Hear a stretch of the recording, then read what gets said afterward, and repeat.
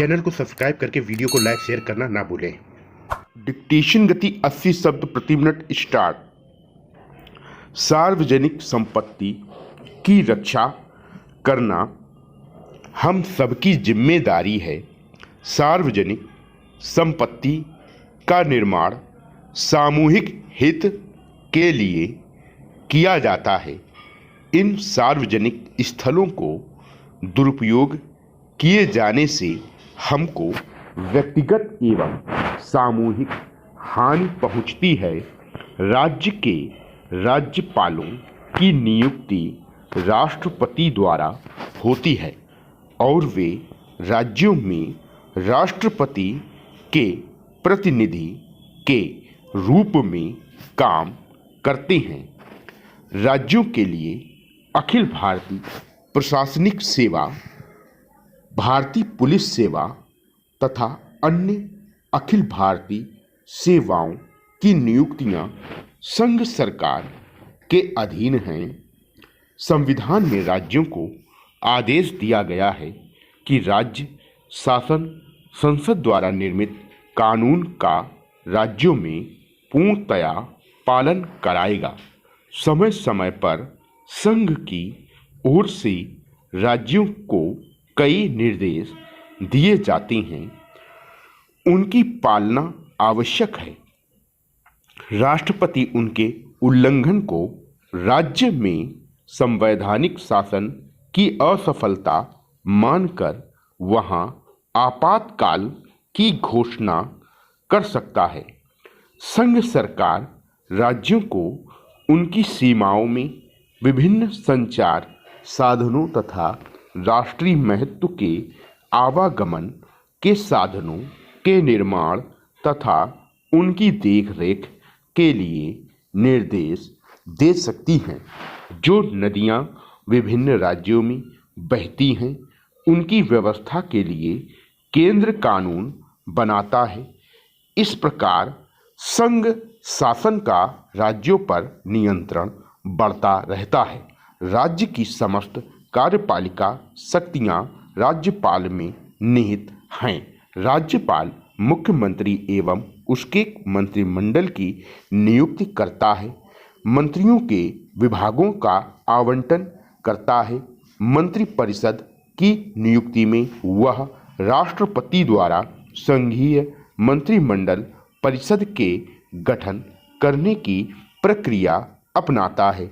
इसके अतिरिक्त वह राज्य में लोक सेवा आयोग के सदस्यों, महाधिवक्ता, अधीनस्थ न्यायालयों के जजों तथा राज्य के अन्य प्रमुख पदाधिकारियों की भी नियुक्ति करता है। भारत जनसंख्या की दृष्टि से विश्व का सबसे बड़ा दूसरा देश है, परंतु एक गरीब देश है।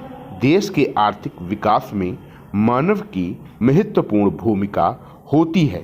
हमारा देश गांवों का देश है। गांवों के विकास की गति बहुत धीमी है। गांवों के लोग अधिकतर कृषि पर निर्भर करते हैं। फिर भी हम कृषि के उत्पादन में पूर्णतया निर्भर नहीं हो पाए हैं। अभी भी अधिकांश किसान पुराने तरीकों से ही खेती करते हैं। इस कारण उनका उत्पादन कम होता है। उत्पादन कम होने से उन्हें लाभ भी कम होता है। अतः देश एवं किसानों की खुशहाली के लिए मानवीय संसाधनों का विकास करना आवश्यक है। सामाजिक और आर्थिक दशा में सुधार करके ही मानवीय संसाधनों का विकास किया जा सकता है।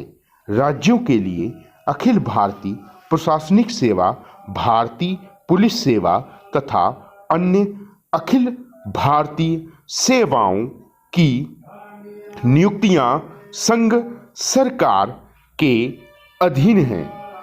संविधान में राज्यों को आदेश दिया गया है कि राज्य शासन संसद द्वारा निर्मित कानून का राज्यों में पूर्णतया पालन कराएगा। सामुदायिक विकास कार्यक्रम में कृषि उत्पादन को सबसे अधिक प्राथमिकता दी गई है। यह कार्यक्रम ग्रामवासियों के जीवन स्तर को ऊंचा उठाने के लिए प्रारंभ किया गया है। इन कार्यक्रमों को लागू करने के लिए प्रत्येक विकास खंड पर एक अधिकारी होता है, जिसे विकास अधिकारी कहते हैं। जिला स्तर पर विकास कार्य जिला परिषदों द्वारा किया जाता है तथा जिलों को कई पंचायत समितियों में बांट दिया जाता है।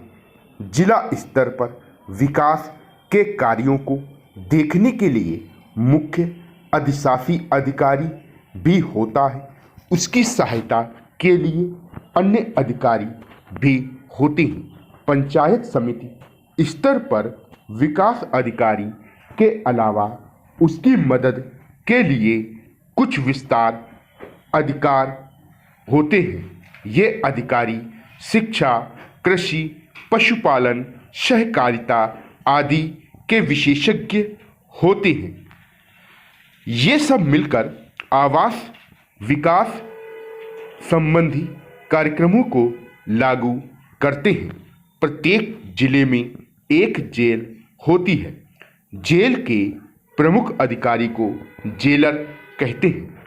उसके अधीन डिप्टी जेलर एवं अन्य अधिकारी भी होते हैं। जेल में स्त्री और पुरुषों के लिए अलग अलग व्यवस्था होती है। जेल के अंदर अपराधियों को सुधारने के लिए रोजगार दिया जाता है तथा उन्हें पढ़ाने का भी कार्य किया जाता है। इनको अच्छे नागरिक बनाने के लिए प्रशिक्षण दिया जाता है ताकि ये फिर से अपराधी ना हो सकें। भूमि का रिकॉर्ड रखना और भूमि कर वसूल करना जिला प्रशासन का दूसरा प्रमुख कार्य है। इस कार्य को करने के लिए खंड स्तर पर उप जिलाधीश, तहसील स्तर पर तहसीलदार एवं नायाब तहसीलदार, कानून को पगना स्तर पर गिरदावर तथा गांव स्तर पर पटवारी होते हैं। यह सभी अधिकारी इस कार्य में जिलाधीश की मदद करते हैं। जिला प्रशासन का प्रमुख कार्य नागरिक सुविधाएं और सेवाएं प्रदान करना है। जिले के संपूर्ण विकास के लिए योजना बनाकर राज्य सरकार से अनुमोदन कराता है और उसके अनुसार कार्यवाही कर जिले का संपूर्ण विकास करना है। स्वास्थ्य सेवाओं के लिए जिला चिकित्सा एवं स्वास्थ्य अधिकारी होता है। यह अधिकारी जिले के सभी अस्पतालों एवं दवाखानों की देखभाल करता है। शिक्षा की व्यवस्था के लिए जिला स्तर पर जिला शिक्षा अधिकारी करते हैं। गांवों में प्राथमिक शिक्षा की देखरेख पंचायत समिति करती है। प्राथमिक शिक्षा के लिए पंचायत समिति में शिक्षा प्रसार अधिकारी होते हैं।